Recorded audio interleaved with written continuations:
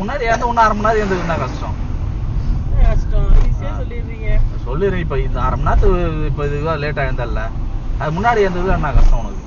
நீ 7 மணிக்கு 8 மணிக்கு ஏந்துக்கிறதுக்கு இப்போ 4 மணிக்கு ஏந்தது 3:30 மணிக்கு ஏந்ததுன்னா என்ன கஷ்டம்னு கேட்குறேன்.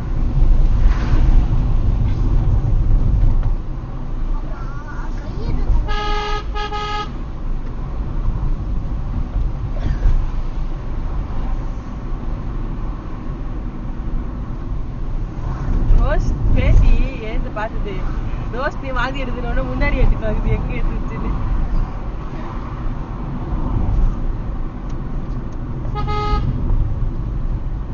இங்கதானே கேட்டோம் தாயா கிட்ட.